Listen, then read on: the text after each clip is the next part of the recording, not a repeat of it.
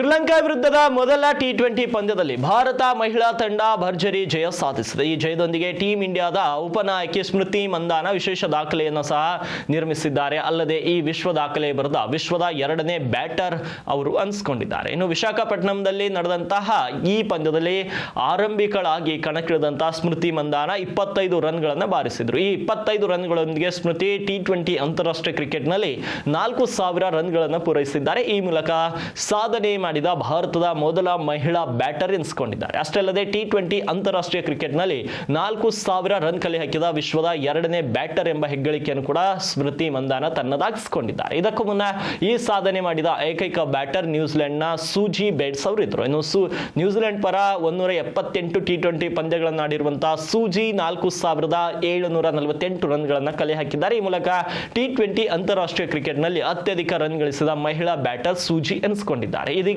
ಈ ಪಟ್ಟಿಯಲ್ಲಿ ಸ್ಮೃತಿ ಮಂದಾನ ದ್ವಿತೀಯ ಸ್ಥಾನಕ್ಕೇರಿದ್ದು, ಸ್ಮೃತಿ ಮಂದಾನ ಟೀಂ ಇಂಡಿಯಾ ಪರ ಈವರೆಗೆ 155 ಮ್ಯಾಚ್ಗಳನ್ನು ಆಡಿದ್ದಾರೆ. ಈ ವೇಳೆ 1 ಶತಕ ಹಾಗೂ 31 ಅರ್ಧ ಶತಕ ಬಾರಿಸಿರುವಂತಹ ಸ್ಮೃತಿ ಒಟ್ಟು 407 ರನ್ಗಳನ್ನು ಕಲೆ ಹಾಕಿದ್ದಾರೆ. ಈ ಮೂಲಕ ಟಿ20 ಕ್ರಿಕೆಟ್ನಲ್ಲಿ 4000 ರನ್ ಕಲೆ ಹಾಕಿದ ಭಾರತದ ಮೊದಲ ಮಹಿಳಾ ಬ್ಯಾಟರ್ ಹಾಗೂ ವಿಶ್ವದ 2ನೇ ಮಹಿಳಾ ಆಟಗಾರ್ತಿ ಎಂಬ ಹೆಗ್ಗಳಿಕೆ ತಮ್ಮದಾಗಿಸಿಕೊಂಡಿದ್ದಾರೆ.